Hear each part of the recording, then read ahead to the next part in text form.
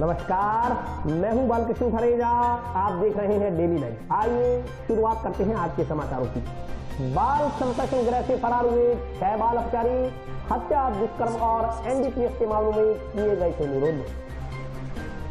Junction स्थित अग्रसेन भवन में हुई कांग्रेस कार्यकर्ताओं की बैठक, कृषि अध्यादेशों के खिलाफ हस्ताक्षर अभियान चलाने का निर्णय। एनडीपीएस कोर्ट ने पोस्ट तस्कर को सुनाई 5 साल की सजा। पुलिस ने 2017 में 16 किलो चूरा पोस्ट सहित किया था गिरफ्तार। कुछ बदमाशों ने टाउन के किराना स्टोर संचालक से की हफ्ता वसूली की मांग, विरोध करने पर शटर पर जड़ा ताला। One nation one ration card के बेहतर क्रियान्वयन के लिए कलेक्टर ने वीसी के जरिए ली बीएलओ की बैठक। और अब समाचार विस्तार से। जंक्शन स्थित बाल संप्रेषण गृह से बीती रात 6 बाल अपचारी फरार हो गए। पुलिस बाल अपचारियों की तलाश में जुटी है। जंक्शन में पुलिस लाइन के पीछे संचालित बाल संप्रेषण गृह से बुधवार गुरुवार मध्य रात्रि को 6 बाल अपचारी फरार हो गए। यह सभी आरी से ग्रिल काटकर बाल संप्रेषण गृह से बाहर निकले और पुलिस लाइन से होते हुए भाग गए। इन्हें जिले के अलग अलग थानों की पुलिस ने हत्या, दुष्कर्म व एनडीपीएस के मामलों में निरुद्ध कर किशोर न्याय बोर्ड के आदेश पर बाल संप्रेषण गृह भिजवाया था। उधर 6 बाल अपचारियों के भागने की सूचना से बाल संप्रेषण गृह के कर्मचारियों व जंक्शन पुलिस में हड़कंप मच गया। आनंद फानन में पुलिस अधिकारी मौके पर पहुंचे और आसपास के क्षेत्रों में नाकेबंदी करवाई, लेकिन शाम तक इनका कोई सुराग नहीं लग पाया था। जंक्शन पुलिस की अलग अलग टीमें इनकी तलाश में जुटी थी। मिली जानकारी के अनुसार बाल संप्रेषण गृह में रखे गए 6 बाल अपचारियों ने रात करीब 1 बजे के आसपास पीछे बाथरूम के पास लगी खिड़की की ग्रिल को लोहे की आरी से काट दिया। इसके बाद बाहर निकलकर बाल संप्रेषण गृह के पीछे रखी सीढ़ी के सहारे दीवार पर चढ़कर पुलिस लाइन में कूद गए। पुलिस लाइन से होते हुए वे भाग गए। इस घटना के करीब 1.5 घंटे बाद बाल संप्रेषण गृह के कर्मचारियों को बाल अपचारियों के भागने का पता चला। उन्होंने तत्काल इसकी सूचना जंक्शन थाने में दी। सूचना मिलने पर कुछ देर बाद ही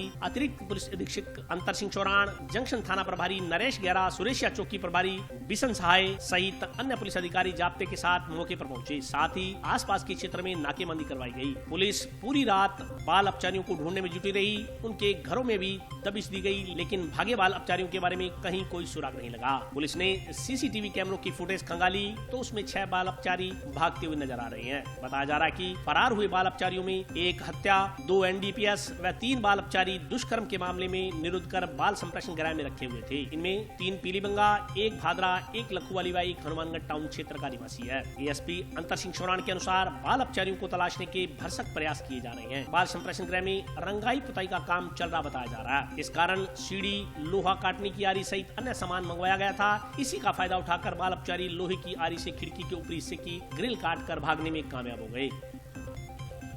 ये बाल सुधार गृह हनुमानगढ़ में जहाँ 9 बंदी थे, बाल अपचारी थे, 7 एक कमरे में थे, 2 एक कमरे में थे।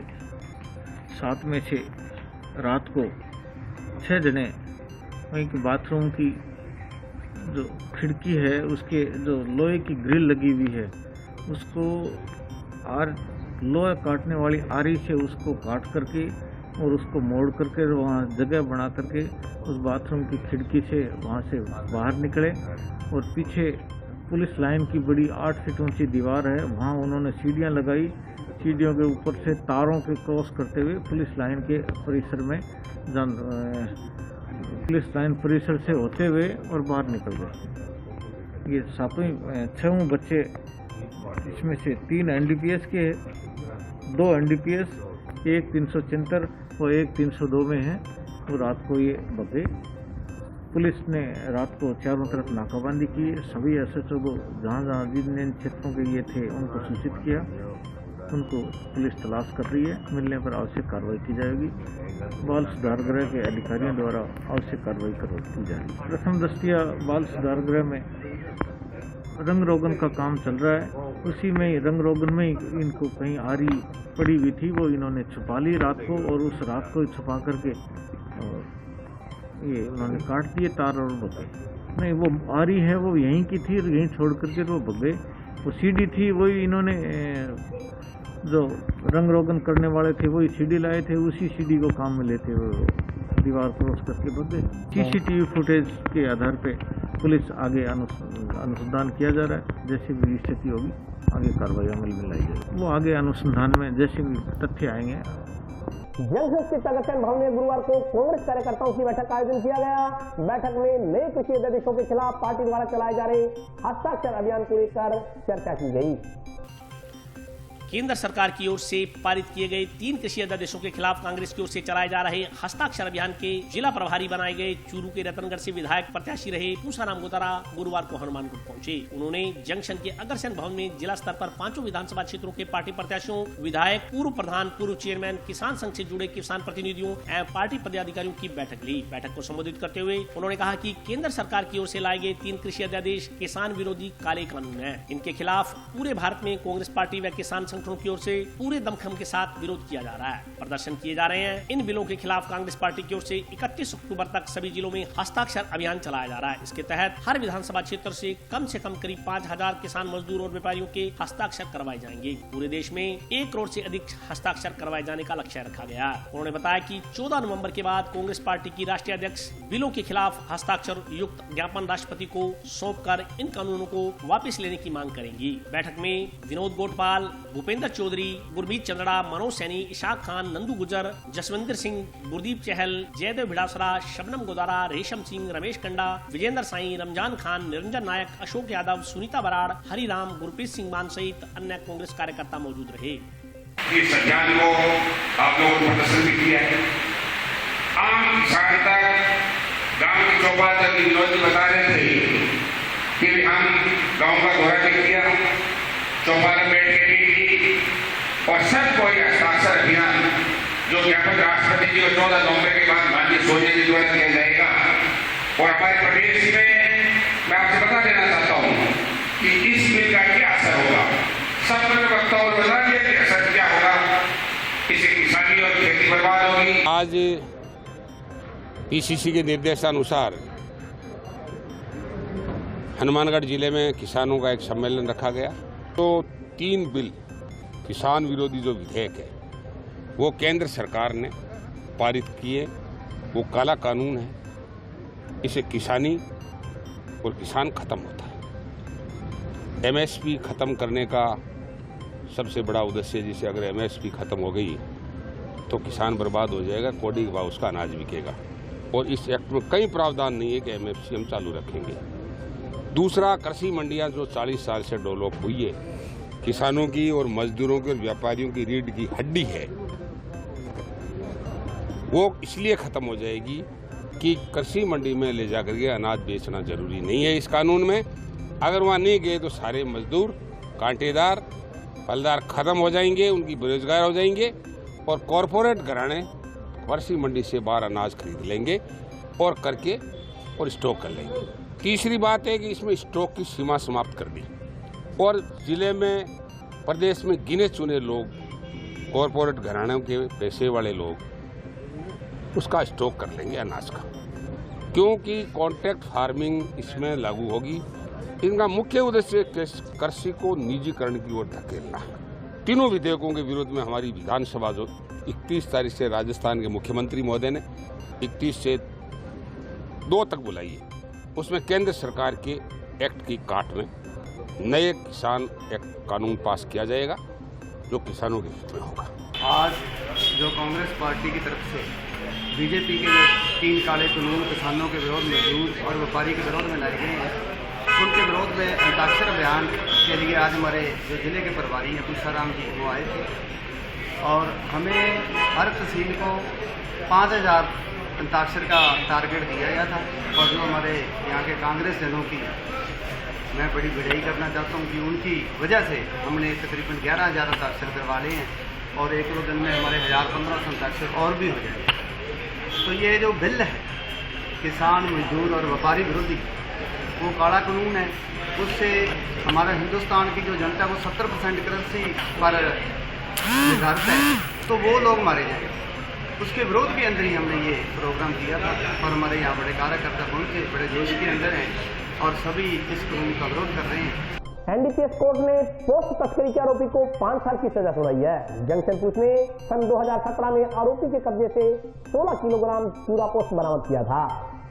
एनडीपीएस कोर्ट के न्यायाधीश वीरेंद्र जसूजा ने 16 किलोग्राम पोस्ट तस्करी के मामले में एक व्यक्ति को गुरुवार को 5 साल की सजा सुनाई। साथ ही 50,000 रुपए का जुर्माना भी लगाया गया। जुर्माना अदा नहीं करने पर 6 माह का अतिरिक्त कठोर कारावास भुगतना होगा। राज्य सरकार की ओर से मामले की पैरवी विशिष्ट लोक अभियोजक दिनेश दाधीच ने की। एनडीपीएस के विशिष्ट लोक अभियोजक दिनेश दाधीच ने मामले की जानकारी देते हुए बताया कि 2 मई 2017 को जंक्शन पुलिस ने गश्त के दौरान नवा बाईपास पर शंकरदास पुत्र कन्हैयालाल बंगाली निवासी कासिमपुर पोस्ट प्रतापगढ़ जिला मिदनापुर पश्चिम बंगाल हाल किराएदार सुरेंद्र सोडेवाला अरनीवाला फाजिलका पंजाब से 16 किलोग्राम अवैध चूरा पोस्ट जब्त कर आरोपी को गिरफ्तार किया था। आरोपी के खिलाफ एनडीपीएस एक्ट की धारा 8/15 के तहत मामला दर्ज किया गया था। मामले की जांच संग्रिया थाना प्रभारी को सौंपी गई थी। जांच के दौरान पाया गया कि शंकरदास अवैध रूप से पोस्ट का कारोबार करता था और उसके पास कोई वैध लाइसेंस इत्यादि नहीं था। अनुसंधान के पश्चात पुलिस ने शंकरदास के खिलाफ एनडीपीएस एक्ट की धारा के तहत न्यायालय में चालान पेश किया। विचारण के दौरान अभियोजन पक्ष की ओर से कुल 12 गवाह पेश किए गए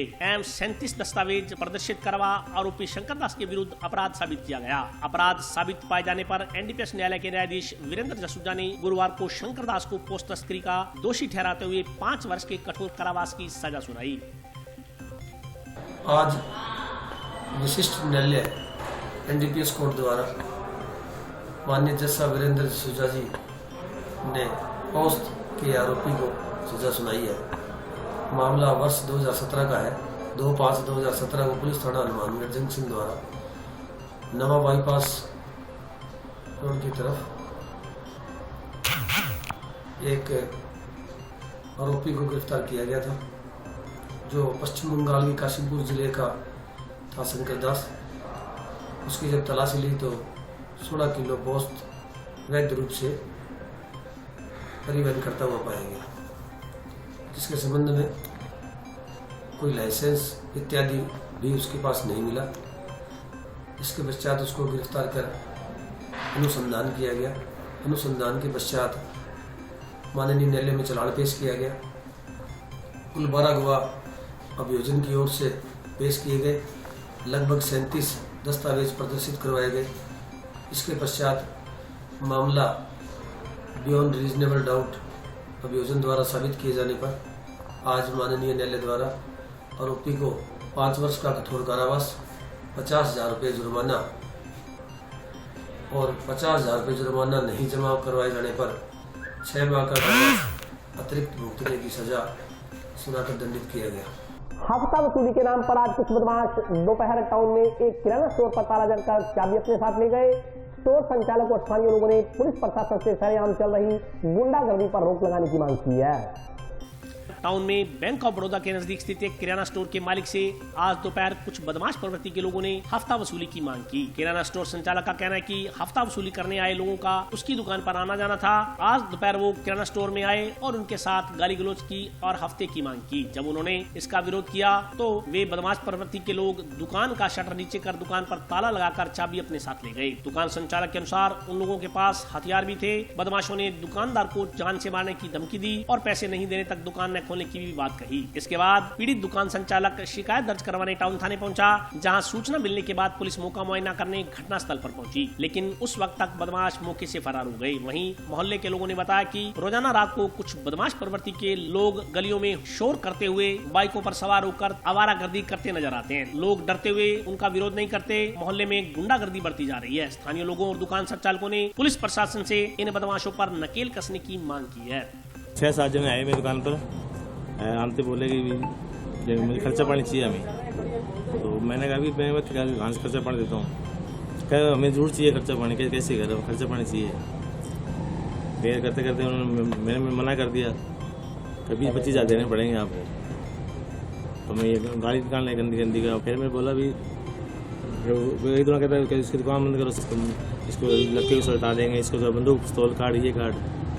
फिर उन्होंने क्या किया, बाद में लड़के से चाबी खोस के ताला लगा के दुकान बंद करके चले। वो गए हुए हैं जी, थाने गए हुए हैं, क्या होती कार्रवाई रिपोर्ट कर। लड़का गया हुआ है, भतीजा गया हुआ है। वो कह रहा था वो कट्टा कट्टा निकाले वहाँ सारे गोली मार इसके, ये कह रहा वो खाना करे। ये बात तो पहले मेरे आज से कोई साल पहले हुई थी। रात को 11:15 बजे मेरे पास 2 लड़के आते हैं, सोल दिखाते कि गले से पैसे निकाल के दे, नहीं तो गोली मार देंगे। फिर मैंने उसका संदेश किया, फिर वो लड़ाई करके भागी। फिर मैं एप्लीकेशन दे गया उस टाइम, लेकिन उस टाइम कोई कार्रवाई नहीं हुई हमारे साथ। ये तत्व है समाज के, कौन से तत्व है, क्या है, लड़के और चेहरे से पहचान लेंगे जी, और तो क्या है। आज हमारे दुकान पे कुछ लोग आए, 5-7 जने, उन्होंने हमारी दुकान पे ताला लगा दिया और हमसे हफ्ता मांग रहे थे 20,000 रुपये। उनके मारने की धमकी दिया, नहीं दुकान खोलोगे तो गोली मार देंगे। नाम तो मैं जानता नहीं हूँ, पर उन गैंगस्टर है, उन्होंने कोई बंदे मारे हैं, कोई मंडी के अंदर। हम तो दुकानदारी करने वाले आदमी है साहब, हमें पता है। फजल वैक्स स्टोर दुकान है हमारी, और ये धान मंडी में दुकान है हमारी, ICICI बैंक के पास है। अठे को कौन बताओ, मैं टिंगर मारे बोल रहे रात में फिरे यूको बैंक की गली में ठेठ कलारंग चौक में 3-4 टिंगर वाले पुरुषों बजाया। परेशान नहीं करते, मोटरसाइकिल निकलते 11:30 बजे हा करता निकले, पीने पुरुषों पैसा निकल गया। इन्होंने हिलो मारियो, जो यूको बैंक के पास खड़े हो गए, चालन ला गया, फिर मोटरसाइकिल भाज गया। 3 मोटरसाइकिल पर 5 छोरा, एक पर 2-2, एक पर 1। मैं तो यहाँ का पुलिस प्रशासन ने भी सतर्कता रखे, ऐसा जगह बच्चा है आवारा, माने समझावे, गलत काम ना करे, किसी का नुकसान ना करे। जिला कलेक्टर ने one nation one ration card मुहिम को लेकर वीसी के जरिए BLO की बैठक ली। वहीं पंचायत समिति के वीसी कक्ष में बैठने की माकूल व्यवस्था नहीं होने पर BLO ने नाराजगी जाहिर की है। टाउन स्थित पंचायत समिति सभागार में गुरुवार को जिला कलेक्टर ने वीसी के जरिए BLO की बैठक ली। बैठक में one nation one ration card की मुहिम के सफल क्रियान्वयन के लिए BLO से बातचीत कर सुझाव लिए गए। वहीं वीडियो कॉन्फ्रेंसिंग हॉल की व्यवस्थाओं को लेकर BLO ने नाराजगी जाहिर की। बैठक में भाग लेने आए BLO ने बताया कि वीसी कक्ष में बैठने की उचित व्यवस्था नहीं है। सभी ब्लॉकों के 116 BLO वीसी में भाग लेने के लिए आए थे, लेकिन वीडियो कॉन्फ्रेंसिंग में उन्हें बैठक का मुद्दा भी नहीं पता चला। BLOs का कहना था कि one nation one ration card मुहिम के बेहतर क्रियान्वयन के लिए जिला कलेक्टर द्वारा निर्देश दिए जाने थे, लेकिन वीसी कक्ष में न तो सोशल डिस्टेंसिंग का ध्यान रखा गया और न ही बैठने की उचित व्यवस्था की गई। BLO ने जिला कलेक्टर से पुख्ता व्यवस्थाओं के साथ दोबारा वीडियो कॉन्फ्रेंसिंग करने का आग्रह किया है। One nation one ration card की BLO जिनसे लिस्ट में नाम दिए थे उन्हीं को बुलाया गया था कि करीब सारे आए हैं। जानकारी मिली यहाँ मतलब जो एक तो भीड़ इकट्ठी हो रही है, कोई बैठने की व्यवस्था सही नहीं है, उसके हिसाब से मतलब हो नहीं पा रहा। मेरे को तो कुछ भी समझ में नहीं आया। आज पंचायत समिति परिषद में one national one ration card योजना के अंतर्गत वीसी रखी गई थी, जिसके अंतर्गत यहाँ पे क्या 40 जनों की कैपेसिटी थी, लेकिन पूरे BLO 161 है, उनकी ना कोई बैठने की व्यवस्था हुई, ना कोई सही ढंग से कलेक्टर साहब के आदेशों की पालना की, और ना कुछ समझ में आया। हमारे समझ में नहीं आएगा जब तक हम कोई कार्रवाई नहीं कर सकते, ना कोई राशन कार्ड का कोई काम कर सकते हैं। तो हमारे पुनः कोई ऐसा आदेश दें जिसमें कि हमें सही ढंग से हमारे को समझ में आए और हम कार्रवाई आगे की जो कलेक्टर साहब के आदेश किए उनके आदेशों की पालना कर सकें। क्या ना तो कोई सोशल डिस्टेंस थी, किसी के मास्क नहीं लगा हुआ था, करीब सभी बाहर खड़े हुए थे पंचायत समिति परिसर में। अंदर करीबन 100 आदमी अंदर खड़े थे, लेकिन बैठने की कैपेसिटी सिर्फ 40 जनों की ही थी। इसमें क्या कोरोना फैलने का बहुत ज़्यादा चांस है। अतः श्रीमान जी से निवेदन है कि अगली जो मीटिंग बुलाई जाए उसमें सोशल डिस्टेंसिंग का पालन किया जाए और सही ढंग से हमको आदेश दिया जाए कि ये कार्रवाई आपको करनी है। आज की यानी मीटिंग में हमें कुछ समझ नहीं आया। श्रीमान जी यूसी थी आज कोई BLO की, और उसमें कुछ बताया गया था कि आगे जो कार्य करना BLO को, तो उस विषय में बताया गया था। वीसी अधिकारी जो बैठे थे वहाँ वीसी में ऑनलाइन वीसी चल रही थी, बहुत कुछ बताया। वैसे तो के थ्रू जो है आप कार्य करोगे और नहीं समझ में आएगा तो हम लोग आप लोगों की सपोर्ट करेंगे, आपको बताएंगे। ये जो भी ये राशन कार्ड वगैरह है इसी के विषय में था। ये जो एक से अधिक मान लो कोई रह रहे परिवार, तो उनका जो है एक व्यक्ति का जो है आधार कार्ड जोड़ना, जिससे क्या है कि वो ये पता लगे कि वैसे सारों का मिल जाए तो सबसे बढ़िया है। आधार कार्ड सबका मिल जाता है तो उसके अंदर बहुत बढ़िया है कि भाई इतने परिवार आधार कार्ड से जुड़े हुए, और नहीं तो 1 या 2 व्यक्ति जो भी परिवार मुखिया है उनका विशेष जो है इसमें इसको जोड़ना है। राष्ट्रीय लोकतांत्रिक पार्टी की ओर से जंक्शन स्थित ज्ञान धर्मशाला में पार्टी स्थापना दिवस पर रक्तदान शिविर का आयोजन किया गया।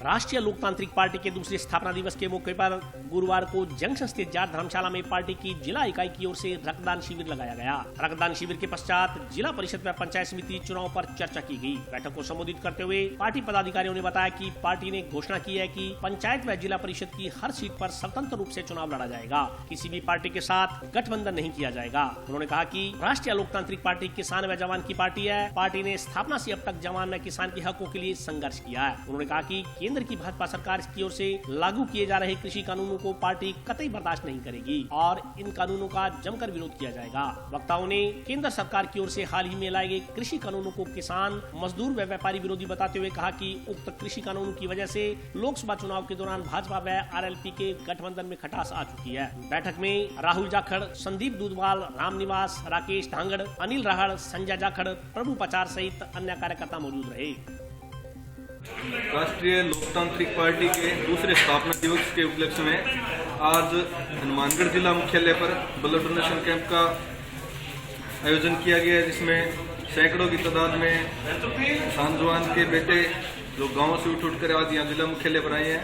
और इसके साथ ही आगामी पंचायती राज के चुनाव के लिए रणनीति बनाई गई है, जिसके अंदर पूरे जिले के तमाम सीटों पर चुनाव लड़वाए जाएंगे और ज़्यादा से ज़्यादा समाज के अंतिम छोर के व्यक्ति को, ज़्यादा से ज़्यादा युवाओं को, शिक्षित व्यक्तियों को, समाज के अंदर अच्छे व्यक्तियों को चुनाव लड़ने का मौका दिया जाएगा।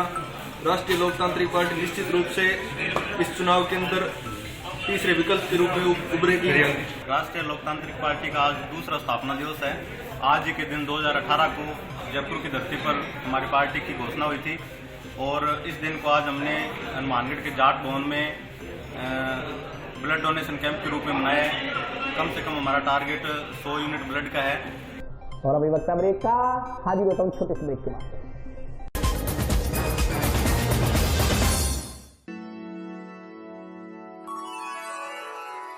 यूं तो कई बार मुझे हंसते देखा है, पर ये हंसी कुछ और है। ये गहना मुझ पर जचता है, पर ये महज एक गहना नहीं, ये रूपरेखा है मेरे मन की, हंसती खिलखिलाती लहरों की, जो आतुर थी अब तक मुझ पर सजने को। इसलिए ये गहना ही मेरा सच्चा श्रृंगार है, श्रृंगार है, श्रृंगार है।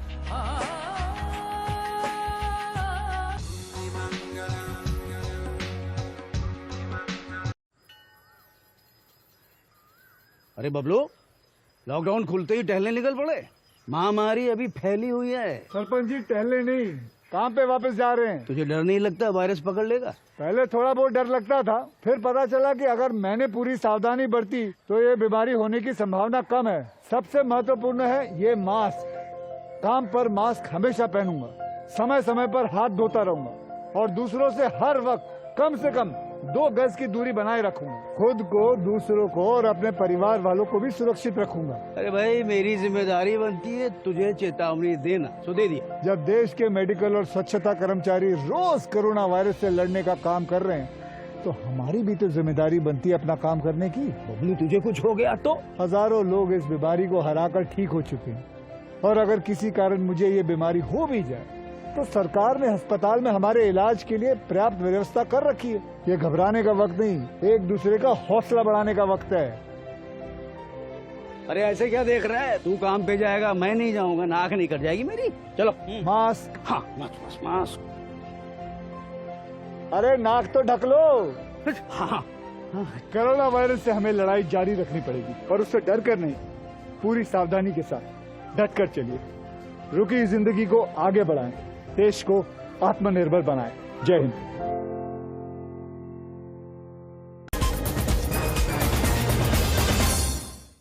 ब्रेक के बाद स्वागत है। आइए नजर डालते हैं अगले समाचारों पर।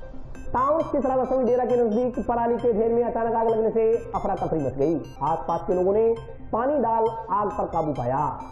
टाउन स्थित राधा स्वामी डेरे के नजदीक आज दोपहर अचानक पराली के ढेर में आग लगने की सूचना मिलने पर दमकल आग बुझाने मौके पर पहुंची। डेरे के पीछे गोपालकों के घरों के पास पड़ी पराली में आग लगने की सूचना दमकल कर्मियों को फोन के जरिए मिली थी, लेकिन घटनास्थल पर पहुंचने से पहले ही आग को नियंत्रित किया जा चुका था। स्थानीय लोगों ने बताया कि पराली के नजदीक बच्चे खेल रहे थे। अचानक पराली से बड़ी बड़ी आग की लपटें निकलने लगी तो आसपास मौजूद लोगों में अफरा तफरी का माहौल बन गया। इस पर दमकल को फोन पर सूचना दी गई। दमकल के आने से पहले ही टंकियों के पानी से वाड़वासियों ने आग पर काबू पा लिया। गनीमत रहा कि आगजनी में कोई जानी नुकसान नहीं हुआ। दमकल कर्मियों का कहना है कि यदि आग फैलती तो बड़ी दुर्घटना घटित हो सकती थी।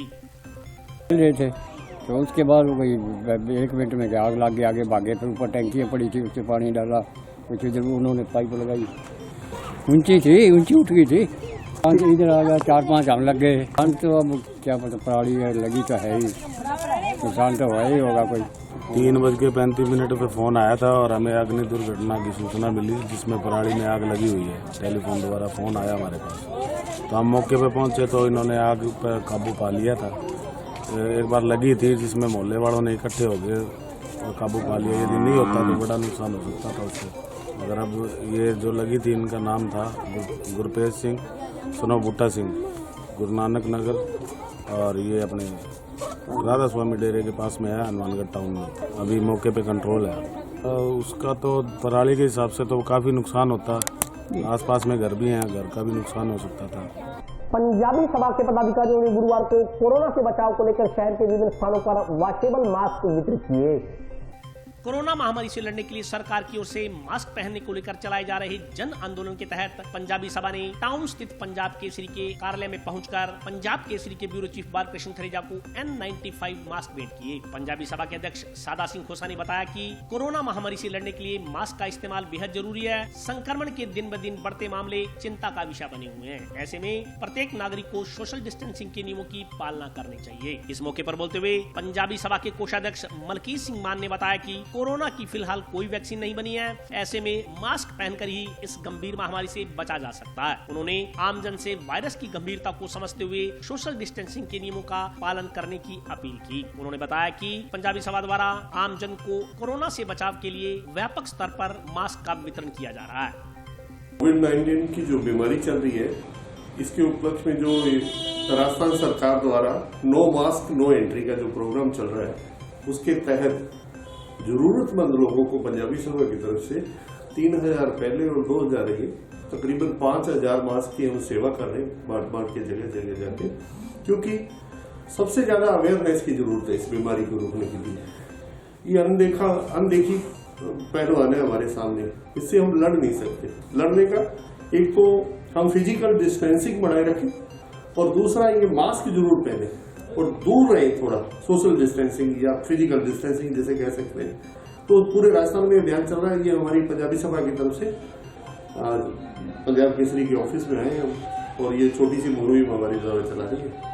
सरकार का हम इसमें सहयोग करें, जिला प्रशासन का, सभी का, जो भी संस्थाएं, लंगर में हर जगह हम थोड़ा बहुत सहयोग कर रहे हैं संस्था। कोरोना महामारी के अंदर जिस तरह डॉक्टर्स ने बताया है कि मास्क की ही वैक्सीन है, तो इसके तहत पंजाबी सभा का जो लक्ष्य था, अभी हमने लगभग 5000 के करीब मास्क निःशुल्क बाजार में और ऑफिसों में दिए हैं और आगे भी हमारा प्रयास रहेगा कि मास्क और इसी तरह जागरूकता फैले और मास्क हम वितरित करते रहें। कोरोना से बचाव के लिए राज्य प्राकृतिक चिकित्सालय में आमजन को रोग प्रतिरोधक क्षमता बढ़ाने के लिए सूखे काढ़े के पैकेट वितरित किए गए। राजकीय प्राकृतिक चिकित्सालय में कोरोना की रोकथाम के लिए आमजन को काढ़े का वितरण किया जा रहा है। साथ ही मौसम में तब्दीली के साथ लोगों को वायरस की गंभीरता के प्रति जागरूक करने के लिए चिकित्सक आमजन से समझाइश कर रहे हैं। चिकित्सालय के मुख्य चिकित्सक सत्या प्रकाश ने बताया कि मौसम में बदलाव के कारण कोरोना का प्रभाव भी बढ़ रहा है, क्योंकि बदलते मौसम में रोग प्रतिरोधक क्षमता काफी कम हो जाती है। ऐसे में वायरस और अन्य बैक्टीरियल इन्फेक्शन होने का खतरा भी बढ़ जाता है। इससे बचाव के लिए ज्यादा से ज्यादा दिनचर्या में बदलाव और पौष्टिक भोजन का सेवन करना चाहिए। उन्होंने बताया कि व्यायाम रोग प्रतिरोधक क्षमता बढ़ाने का बेहतरीन जरिया है। इसके साथ साथ नियमित च्यवनप्राश का सेवन सेहत के लिए फायदेमंद साबित हो सकता है। रोग प्रतिरोधक क्षमता बढ़ाने के लिए चिकित्सालय में आम जन को काढ़ा वितरित किया जा रहा है। सर्दियों में संक्रमण का खतरा बढ़ने का अंदेशा है। ऐसे में वायरस से बचने के लिए ज्यादा से ज्यादा मास्क पहनना और सोशल डिस्टेंसिंग बनाए रखना बेहद जरूरी है। वहीं लोगों में वायरस के प्रति गंभीरता कम हो रही है। इससे भी चिकित्सकों द्वारा लोगों से लगातार समझाइश की जा रही है। इसके अलावा डॉक्टर सत्या प्रकाश ने प्राकृतिक चिकित्सालय की इलाज की पद्धति के बारे में भी विस्तार से जानकारी दी। जैसा कि सभी को पता ही है कि अपना जो कोरोना है उसका प्रकोप काफ़ी बढ़ रहा है। पिछले 1-1.5 महीने से हम देख रहे हैं केसेस काफ़ी बढ़ रहे हैं। तो उसको ध्यान में रखते हुए विभाग ने पहले भी जरूरी स्टेप उठाए हैं, जिसके अंदर एक काढ़ा वितरण का प्रोग्राम चलाया था काफ़ी ब्रॉड स्पेक्ट्रम पे। तो उसमें हमने कोरोना वॉरियर्स को उपवास वितरण किया था डोर टू डोर, और जो भी इसके संदिग्ध मरीज थे या फिर कोई हेल्दी पर्सन भी अपनी इम्यूनिटी को बूस्ट करने के लिए इस काढ़े का यूज कर सकता था। वो काढ़ा अभी भी हमारे यहाँ ओस्का हॉस्पिटल में और गांव में भी जो भी ओसगाने हैं वहाँ पर वितरण के लिए उपलब्ध है। तो जैसा पहले मौसमी बीमारियों को संदर्भ में हम क्वाथ का पान करवाते थे, इधर काढ़ा तैयार करते थे उसको और यहीं पिलाते थे, लेकिन इस बार वो हम यहाँ पर नहीं पिलाकर पेशेंट को घर के लिए ही उपलब्ध करवा रहे हैं, ताकि वो घर पर ही उसको तैयार करे और उसका सेवन करके अपनी इम्यूनिटी को मजबूत करे। यहाँ नहीं पिलाने का कारण सबसे बड़ा यही है कि उससे सोशल डिस्टेंसिंग डिस्टर्ब होती है, तो उसको ध्यान में रखते हुए विभाग की तरफ से भी हमें ये आदेश दिए गए हैं, निर्देश दिए गए हैं कि आप इसको जरूरी तरीके से जिस तरह से आपको उचित लगे उस माध्यम से आपको इसको सेवन कराना है, लेकिन सरकार के दिशा निर्देशों की अनुपालना है। और जैसा कि हमें पता ही है अभी मौसम भी चेंज हो रहा है और इस बदलते मौसम में हमारी इम्यूनिटी काफ़ी वीक हो जाती है, तो हमारी थोड़ी सी जिम्मेदारी इसमें ज़्यादा बढ़ जाती है। और ये बढ़ते हुए केस इस चीज़ को इंगित भी कर रहे हैं कि हमारी इम्यूनिटी का सीधा असर इसके बढ़ते हुए केस पर पड़ रहा है। तो हमें जो ज़रूरी गाइडलाइन हमें उपलब्ध करवाई जा रही है सरकार की तरफ से, उनकी पालना करनी है। उसमें सोशल डिस्टेंसिंग, 2 गज या 6 फीट की दूरी बहुत महत्वपूर्ण है। मास्क एनी टाइम पहन के रखना चाहिए हमें।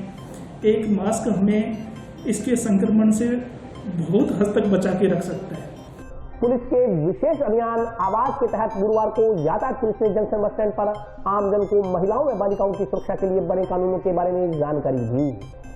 पुलिस प्रशासन के विशेष अभियान आवाज के तहत जंक्शन बस स्टैंड पर गुरुवार को यातायात पुलिस की ओर से आमजन को महिला व बालिका सुरक्षा के प्रति जागरूक करने के लिए पंपलेट वितरित किए गए। इस मौके पर पुलिस ने महिलाओं व बालिकाओं को उनकी सुरक्षा के लिए बने कानूनों से अवगत करवाया। यातायात पुलिस ने बताया कि महिलाओं व बालिकाओं की सुरक्षा सुनिश्चित करने के लिए पुलिस द्वारा 13 अक्टूबर से 12 नवम्बर तक आवाज अभियान चलाया जा रहा है। इसके प्रचार प्रसार के लिए रोडवेज और निजी बसों में यातायात पुलिस द्वारा पोस्टर लगाए गए। अभियान के तहत महिलाओं और बालिकाओं को उनके लिए बने कानूनों की जानकारी दी जा रही है। उन्होंने बताया कि कोरोना के बचाव के लिए भी आमजन को जागरूक करने का प्रयास यातायात पुलिस द्वारा किया जा रहा है। कोरोना से बचाव के लिए भी आज बस स्टैंड पर यात्रियों को वॉशेबल मास्क वितरित किए गए। 13/10/2020 से 12/11/2020 तक पूरे राजस्थान में अभियान आवाज 2020 चलाया गया है। इसमें महिलाओं की सुरक्षा से संबंधित आवाज है। जो कानून दिए गए हैं उसकी महिलाओं को उसके लिए महिलाओं को जागरूक किया जा रहा है कि महिलाओं के लिए क्या क्या कानून बनाए गए हैं। अगर कोई ऐसी हरकत करता है उसके लिए फ़ोन नंबर भी दिए गए हैं। आज हनुमानगढ़ जंक्शन में बस स्टैंड पर पंपलेट वितरण किए गए हैं महिलाओं को, और बसों में के अंदर पंपलेट चिपकाए गए हैं ताकि महिलाओं को पता चले कि हमारे लिए जो कानून क्या है। तो उसके अंदर जो फ़ोन नंबर है, अगर कोई ऐसी हरकत करता है उसके तुरंत फ़ोन कर सकते हैं, उनके खिलाफ कार्रवाई कर सकते हैं। और इसके अलावा कोविड-19 रूल्स को लेकर मास्क भी वितरण किए गए हैं। और आज के लिए बस इतना ही। कल फिर हाजिर होता हूँ नए समाचारों के साथ। तब तक के लिए नमस्कार।